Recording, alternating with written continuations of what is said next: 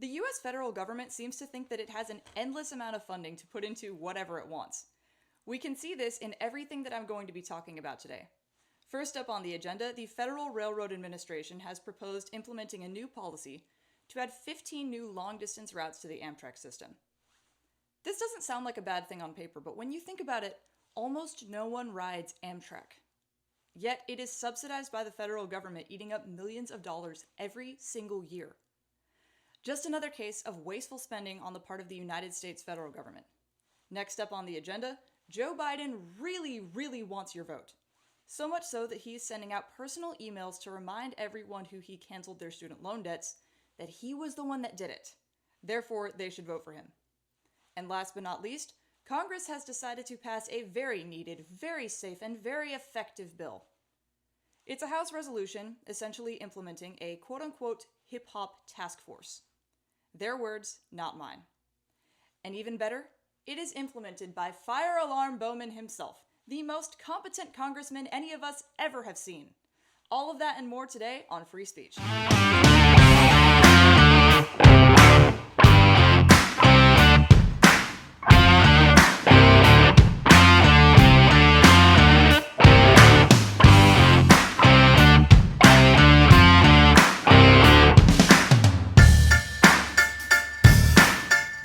All aboard the Government Spending Express. Let's talk about Amtrak first things first, shall we? According to Bond Buyer in 2024, the FRA is trying to implement a new policy to add 15 new long-distance routes to the Amtrak system. The article says, quote, "The Federal Railroad Administration has proposed 15 daily long-distance Amtrak routes as part of the Biden administration's effort to create a national passenger rail system." End quote. Not only do we already have a national passenger rail system that is hardly utilized, this is not what our administration should be focusing on. They've gotten us involved in multiple wars, they've driven the price of almost everything in America way up, and they decide that they want to focus on trying to get more people to ride Amtrak, when almost no one does as is. It's ridiculous. They are pouring federal dollars into creating these new 15 long-distance routes, and in addition to that, they need funding for new trains to go on them. According to Amtrak Media in 2023, quote, "Purchasing new long-distance trains will allow Amtrak to upgrade and modernize the iconic and vital overnight long-distance services that link our nation's major regions." End quote. Iconic and vital. Do you think that those are words that describe Amtrak? How many of you have even heard of Amtrak before I started talking about it? I'm willing to bet not a lot of people even know what it is, and if you do, you know very little about it because you just don't travel that way.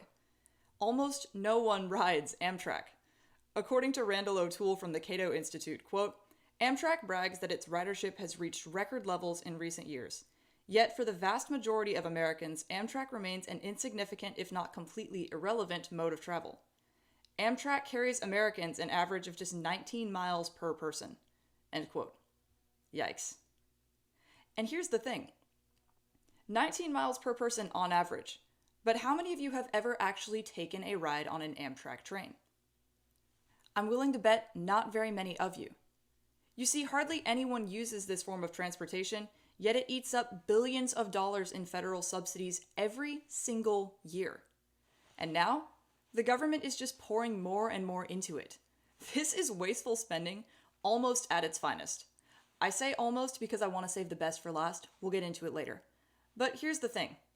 The government kind of has Amtrak between a rock and a hard place, because there's no way that it can ever succeed given its two conflicting goals, which are to serve unprofitable long-distance routes and become profitable without government subsidies.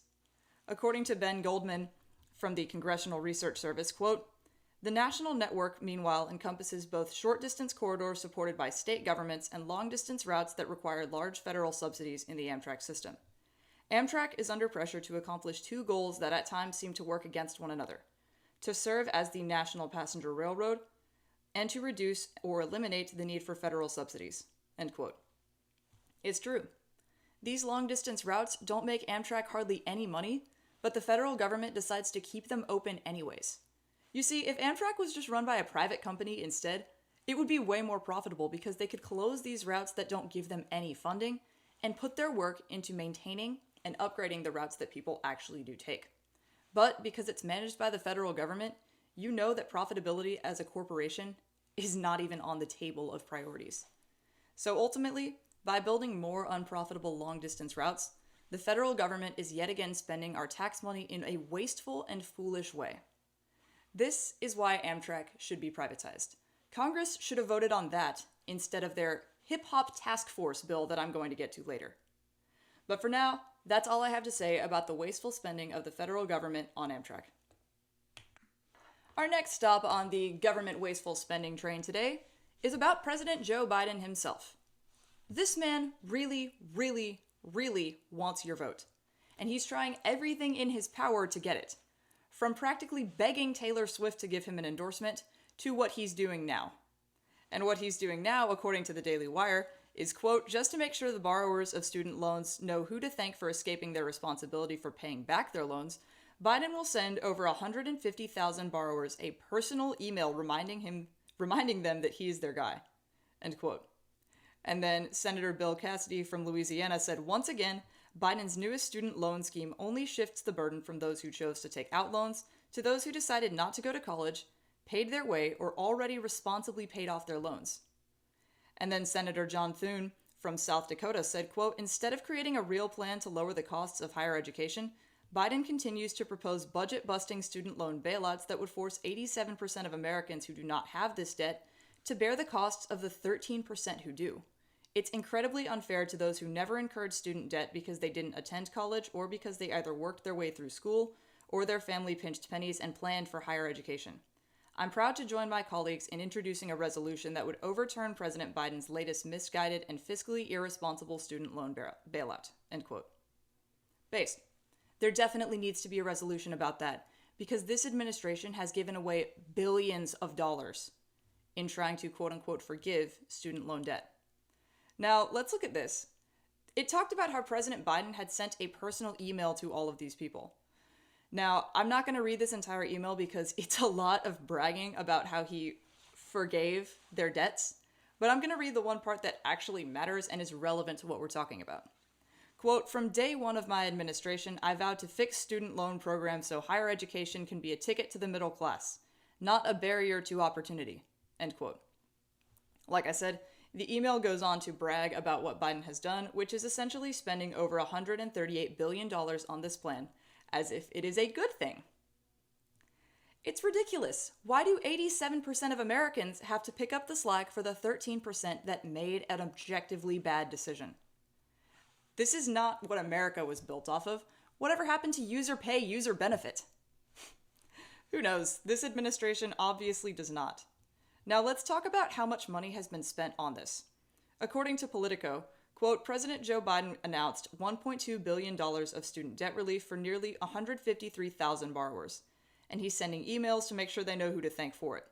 The administration also says that it has now approved loan discharges totaling nearly, wait for it, $138 billion for nearly 3.9 million borrowers through dozens of administrative actions since coming into office, end quote. Over $138 billion. And where does the federal government get its money from? Gets it from you, and it gets it from me. They are using your tax dollars to pick up the slack for people who made a foolish decision. This is wasteful spending, once again, almost at its finest. The United States federal government seems to think that it just has an endless amount of money. And you know what? We are spending money that we don't have, because the United States federal government is about $33 trillion in debt. Should we really be spending $138 billion to try to quote-unquote forgive loans? No. We're spending money that we don't have to pick up the slack for people who spent money that they don't have. It is a vicious cycle, and unfortunately, until this administration is out of here, it's not one that's going to end. But look on the bright side. November will be here before you know it. And then we will most likely get Donald Trump back in office, and we will not see any more of this kind of foolishness. Of course, there's going to be government foolishness either way, because elected officials, yeah, they're supposed to be public servants, but a lot of times they end up as public entertainment. But at least we won't have anything else quite like this that we have to deal with in the next presidential election, and hopefully for the next 4 years.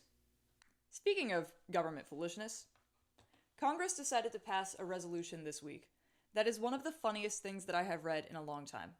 The bill itself is not that comedic, but when you get into the enforcement and who they have leading the enforcement, that's when it starts to become funny. So without further ado, what is this bill? Well, this is Senate Resolution 305, which says, resolved that the Senate designates August 11th as Hip Hop Celebration Day, designates the month of August as Hip Hop Recognition Month, designates the month of November as Hip Hop History Month, recognizes the 50 years of contributions of hip hop to art and culture, encourages senators to commemorate the 50th anniversary of hip hop and support appropriate activities that recognize the historic milestones and cultural legacy, and last but not least, encourages local governments in the United States to build partnerships with local hip hop entities and other members of the creative arts and music communities in celebration of the 50th anniversary of hip hop. Yeah, on the surface and on paper, that bill's not that funny and it's not that bad of a policy.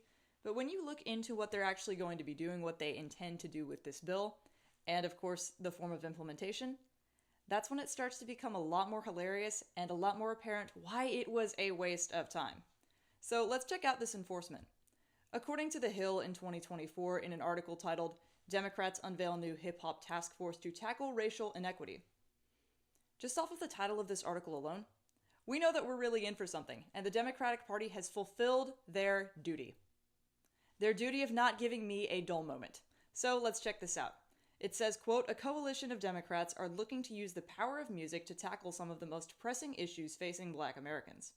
Representative Jamal Bowman unveiled the Congressional Hip Hop Power and Justice Task Force outside the Capitol. The task force, led by Bowman, will use hip hop's messaging of building a more equitable society to help spearhead initiatives to address economic equality, affordable housing, and racial justice imperatives. End quote. Really? I don't think that this is necessarily the message of hip hop, but that could be a topic for a later day. The thing that's funny about this is that they have decided to brand this as the Hip Hop Power and Justice Task Force. Do you know of any other government that's passing any kind of policies like this? No. China must be shaking in their boots watching how the United States legislative system is working right now. But let's hear more about this from the man leading this task force, who, might I add, is none other than Fire Alarm Bowman. If you wonder why I give him that nickname, just look up Congressman pulls fire alarm during congressional vote. He's pretty much infamous for this little stunt by now. But let's see what he has to say about the bill. Quote, hip-hop has always been about ending poverty in America, about funding our public schools. It's always been about justice reform and police reform. It's always been about affordable housing and dealing with the issue of threats of violence. End quote. In addition to that, from an article from Rock the Bells in 2024, he said, quote, hip-hop is not just music. It's an art form. It's a culture with a multi-billion-dollar economy, but we haven't harnessed the power of it yet to make transformative change in legislation. End quote. Hip-hop is definitely an art form. It does take talent to be able to spit out rhymes really, really fast. I'll admit, I admire the skill of some of these people. However, do we really want the mainstream rap industry to influence how our nation is run? I don't think so. And I don't think that that's actually what this bill is even going to be able to do. I have serious doubts about this whole task force thing. Number one, because the majority of Americans probably don't care that much. The only reason that I even know that this policy exists is because I look on Congress's website to find ridiculous policies so that I can report on them here. But the majority of Americans don't even know that there is a hip-hop task force or that any of this has been passed. So number one, I don't think anything's going to get done because no one really cares that much. The next reason why I don't think anything's going to get done with the implementation of this bill is because it is being led by Fire Alarm Bowman. Once again, if you want to see an example of what I'm talking about, just look up Congressman pulls fire alarm during congressional hearing. It's absolutely ridiculous. I can't believe that people actually voted for this kind of a policy. In our legislative system, it can take hours, it can take days, sometimes even months, for bills to pass all the way to the floor and to end up being passed. So when they do, you're going to hope that it's something important and that it was worth all the time it took to get there. You don't want to hear that our federal government is spending their time passing things like this that are not going to do anything in the long run. Ultimately, it's just another case of wasteful spending on the part of the government. I don't know if they're spending any money on this, but they definitely wasted time. There are so many better things that the government could be putting their attention towards. There are so many issues that America is facing right now, partially because of the way the federal government is running things. But instead of dealing with that, they have decided that what we really need is not a reduction to the massive inflation that our nation is facing. It is not to pull out of all of the foreign wars that we had no business being involved in the first place. And it is not to bring gas prices back down by reinvesting in our pipeline system. No. What the government has decided that we all need as a nation is a hip-hop task force, led by a man who does not know the difference between a door handle and a fire alarm. All of this is ridiculous. So what have we seen today? The federal government really likes to waste a lot of things. It likes to waste our money on things like Amtrak and student loans. And it likes to waste our time on passing bills that are not going to benefit the United States.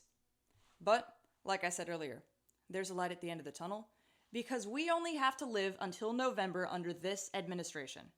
After that, we are pretty much home free in a lot of these areas, and that is definitely something to look forward to. Thank you for watching this episode of Free Speech with Lila Cortez. If you liked what you saw and heard, make sure to hit that subscribe button and like this video. Also, if you know anyone else who'd be interested in content like this, share it with them.